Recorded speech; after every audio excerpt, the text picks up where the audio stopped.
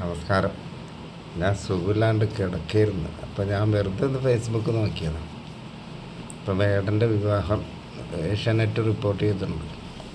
അതിൻ്റെ അടിയിൽ വന്ന കുറേ കമൻറ്റുകൾ നോക്കിയ മക്കളെ, എങ്ങനെ മനസ്സ് വരണം ഒരു വിവാഹ ജീവിതത്തിലേക്ക് കടക്കണ ഒരു മനുഷ്യരെ ഇങ്ങനെ തെറി പറയാൻ, ക്രൂരമായിട്ട് ആക്ഷേപിക്കാനായിട്ട് സംഘികൾക്കല്ലാണ്ട് ഒരു ഭൂമിയിലൊരു മനുഷ്യന് പറ്റില്ല.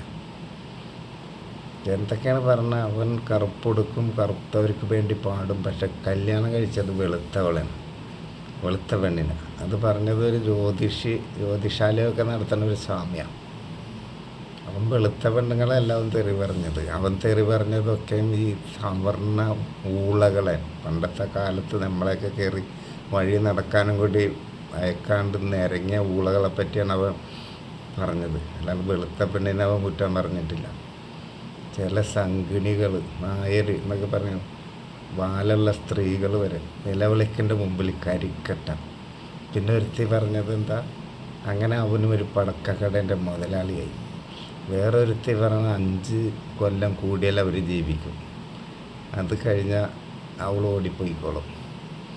1 കൊല്ലം കഴിഞ്ഞാൽ ഇവരുടെ ലൈഫ് എങ്ങനെയാണെന്നും കൂടി ഏഷ്യാനെറ്റ് റിപ്പോർട്ട് ചെയ്യണം. അവരൊരിക്കലും ഒരുമിച്ച് ജീവിക്കില്ല. ഇവനൊക്കെ പെണ്ണ് കൊടുത്ത ആരാണ്? ഈ കഞ്ചാവോളിക്കും പെണ്ണോ? ഇവര് മരിച്ച് കിടക്കുന്ന ആൾക്കാരെയും വിടൂല, കല്യാണം കഴിക്കണവരെയും വിടൂല. ഇവർക്ക് വെറുപ്പ് വന്നു കഴിഞ്ഞാൽ അത് ഫേക്ക് കോളിങ്ങളാണ്. ഒരു അഡ്രസ്സോ ഒരു എന്താ പറയുക, എല്ലാം ലോക്ക്ഡ് പ്രൊഫൈൽ. ലോക്ക്ഡ് അല്ലെങ്കിൽ കൂടുതൽ വിവരങ്ങളോ ഒരു ഫോട്ടോയോ അഡ്രസ്സൊന്നും ഇല്ലാത്ത ഫേക്ക് ID. ഇവർക്ക് തെറി പറയാനല്ലാണ്ട് എന്താണ് അറിയുക? മനുഷ്യജന്മങ്ങളാണ് ഇവർ. അവൻ കല്യാണം കഴിച്ച അവനായി അവൻ്റെ പാടായി. അവൻ വാ തുറന്നത് മുഴുവൻ സവർണർക്കെതിരായിരുന്നു.